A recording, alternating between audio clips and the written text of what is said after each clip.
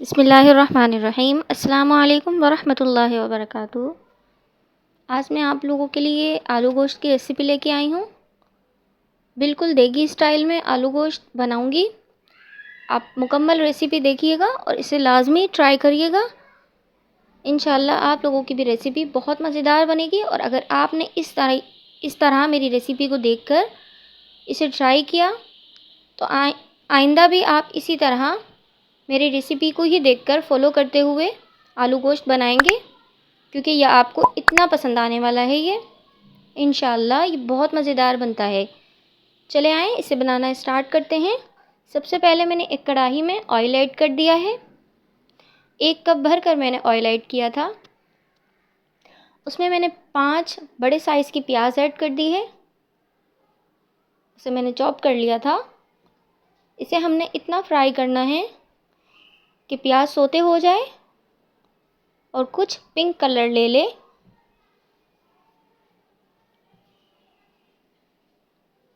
अच्छी तरह से फ्राई करने के बाद हमने इसमें गोश्त ऐड कर देना है। मैंने यहाँ गोश्त बीफ का ऐड किया है। तकरीबन 1 किलो गोश्त ऐड किया था मैंने। इसमें थोड़ी बहुत फैट भी थी और कुछ हड्डियाँ 2 थी, जिससे जूस बहुत अच्छा इसके अंदर रिलीज़ होगा और ये बहुत ही मज़ेदार बनेंगे आलू गोश्त। इसके बाद मैंने 1 चम्मच भर कर इसमें नमक ऐड कर दिया है और 2 से ढाई चम्मच इसमें अदरक लहसुन का पेस्ट ऐड कर दिया है मैंने। लाल मिर्च ऐड कर दी है, हल्दी, कुछ गरम मसाले जिसमें हरी इलायची, काली मिर्च, लौंग और दालचीनी के टुकड़े स्क्रीन पर आपको नज़र आ रहे हैं। बिल्कुल इसी नाप में डालिएगा, इतनी ही क्वांटिटी इस्तेमाल करिएगा। इसे अच्छी तरह हमने मिक्स करना है। अब मैं इसमें थोड़ा सा पानी ऐड करूँगी,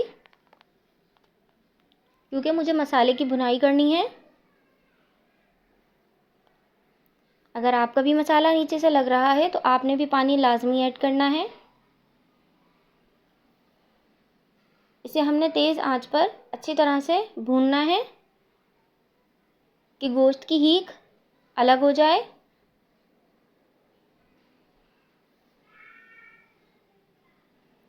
ये बहुत ही मज़ेदार बनने वाले आलू गोश्त हैं।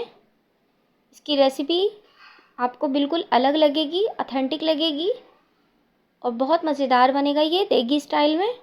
अगर आप लोगों को मेरी रेसिपीज़ अच्छी लगती हैं तो please like, comment and subscribe लाजमी करें और शेयर करें ज़्यादा से ज़्यादा मेरी वीडियोस को, ताकि और लोग मुझसे जुड़ सकें।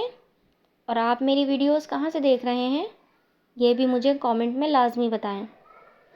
अब मैंने इसमें एक बड़े साइज़ का टमाटर ऐड कर दिया है, 4 हिस्सों में काट कर।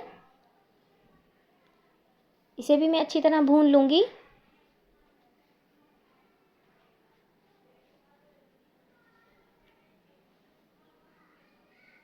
मैंने पकने का कोई भी प्रोसेस ज़्यादा स्किप नहीं किया है। अब हम इसमें 2 गिलास या 2.5 गिलास पानी ऐड कर देंगे। बस आपने पानी इतना ऐड करना है कि आपका गोश्त अच्छी तरह उसमें डीप हो जाए। जब उबाल आ जाएगा तो हम इसे ढककर 45 मिनट के लिए हल्की आंच पे रख देंगे, क्योंकि तेज़ आंच पर इसका पानी जलेगा। आपने तेज़ आंच पे नहीं रखना है गोश्त को, आपने हल्की मीडियम आंच पे इसे पकाना है। हल्की मीडियम आंच पे पकाने से ये होता है कि पानी नहीं जलेगा इसकी यखनी का, और बार बार हमें पानी डालने की ज़रूरत नहीं पड़ेगी। ये अपने ही पानी में हल्की आंच पे पकेगा। अभी इसमें पानी है। यहाँ मैंने टमाटर के जितने भी छिलके थे वो निकाल दिए थे।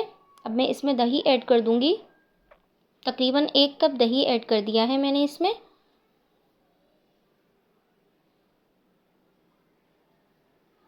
इसे अच्छी तरह हम मिक्स करेंगे।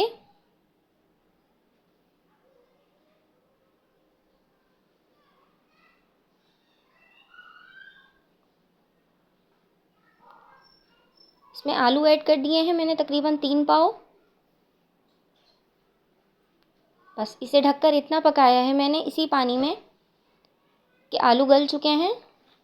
अब मैं इसे तेज़ आंच पर भूनूंगी, इतना भूनूंगी कि ऑयल इसका सेपरेट हो जाए।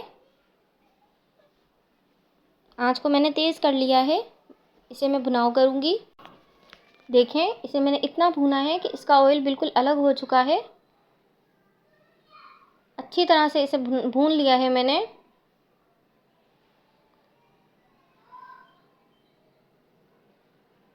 अगर आपको मेरी रेसिपीज़ अच्छी लगी हैं तो प्लीज़ जल्दी से मेरे चैनल को सब्सक्राइब कर दें, लाइक कर दें। इस तरह मुझे हौसला मिलेगा और मैं ज़्यादा से ज़्यादा वीडियोस आप लोगों के लिए नई नई लेकर आऊँगी।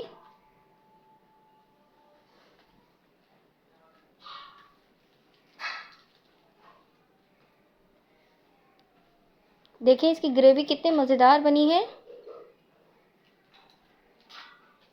क्योंकि हमने इसमें प्याज का इस्तेमाल अच्छा किया था। इसलिए जब हम इसका शोरबा करेंगे तो बहुत अच्छा मज़ेदार शोरबा होगा। ऐसा नहीं होगा कि मतलब पानी पानी सा। अब इसमें हम पानी ऐड कर देंगे। जितना आपको शोरबा चाहिए आपने उतना पानी ऐड कर देना है। यहाँ मैंने तकरीबन दो गिलास पानी ऐड किया था। इसे अच्छी तरह मिक्स करना है हर तरफ से।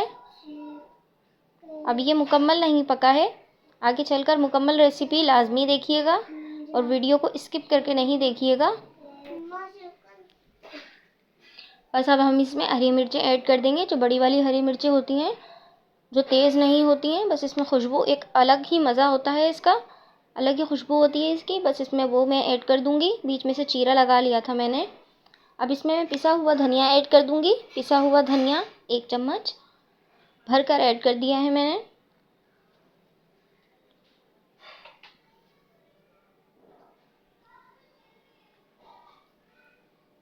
उसके बाद मैं इसमें 1 चम्मच गरम मसाला ऐड कर दूँगी।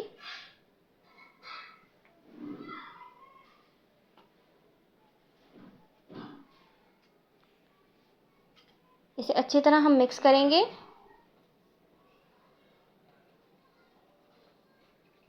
ताकि गरम मसाला और पिसा हुआ धनिया हर तरफ चला जाए, मसाले में पूरे सालन में मिक्स हो जाए। ये पिसा हुआ धनिया हमेशा खाने के इसी तरह बाद डाला करें। उससे ये होता है कि हमारा खाना ब्लैक ब्लैक नहीं बनता, एकदम से कलर उसका मज़ेदार सा निकल कर आता है और जायका भी बहुत अच्छा लगता है। अब इसमें मैं कुछ हरा धनिया ऐड कर दूंगी। आप चाहें तो जूलियन कटी हुई अदरक भी ऐड कर सकते हैं इसमें। ये शोरबे वाला गोश्त बहुत ही यमी, टेस्टी, मज़ेदार रेडी है हमारा। आप इसे दोपहर की रोटी के साथ एंजॉय कर सकते हैं, लंच डिनर किसी में भी एंजॉय कर सकते हैं। आप इसे नाश्ते में भी सर्व कर सकते हैं।